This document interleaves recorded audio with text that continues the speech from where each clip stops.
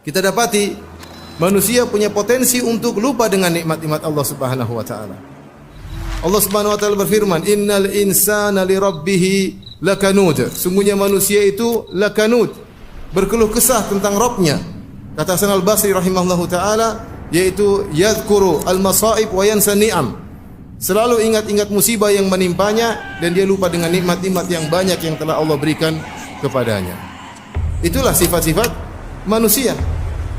Lupa dengan nikmat-nikmat Allah berikan kepadanya. Karena terlalu sering Allah berikan nikmat. Berulang-ulang setiap detik, setiap saat, setiap hari diberikan nikmat oleh Allah Subhanahu wa taala, seakan-akan itu suatu hal yang sudah wajib bagi Allah, sehingga terlupakan bahwasanya itulah nikmat yang berulang-ulang.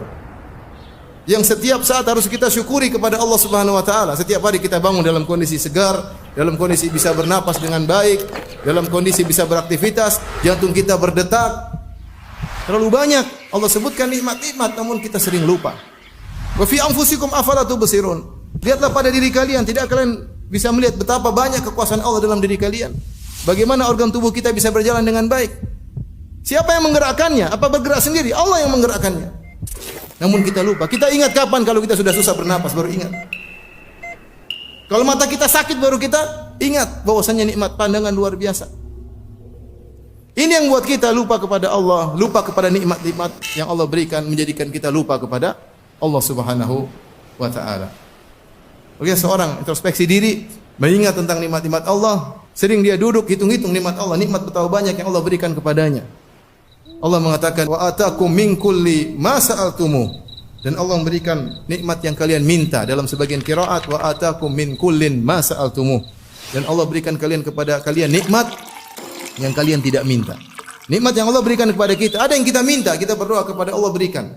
Dan betapa banyak nikmat yang Allah berikan kepada kita, kita enggak minta, tapi Allah berikan karena itu kebutuhan kita. Allah lebih tahu kebutuhan kita daripada kita sendiri. Karena ketika kita minta, Allah tidak kabulkan, ketahuilah bahwasanya itu tidak maslahat bagi kita.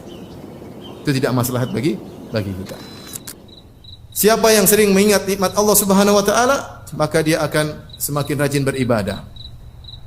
Dia tahu bahwasanya dia harus bersyukur kepada Allah Subhanahu wa taala. Ya akhi, kalau ada seorang kasih kita gaji 100 juta per bulan, kita mungkin tunduk taat kepada dia luar biasa. Mau dibangunkan jam 2, jam 3, jam 1 malam kita berangkat. Kenapa? Gaji 100 juta per bulan. Nah, Allah Subhanahu wa taala berikan kita kenikmatan setiap saat, banyak. Tapi kita malas untuk bangun malam. Malas untuk bermunajat kepadanya.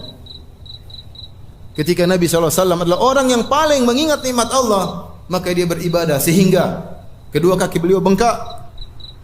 Hatta tatawarram qadamah, sampai kedua kaki beliau bengkak.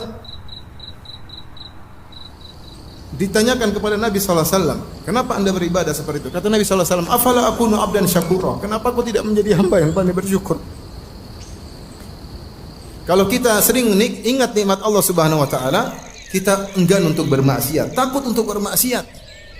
Kenapa? Kita membangkang kepada Rabb yang memberikan kita banyak kenikmatan. Allah berikan kita kenikmatan pandangan, kita gunakan untuk melihat yang haram. Allah berikan kita kenikmatan pendengaran, kita gunakan untuk mendengar yang haram.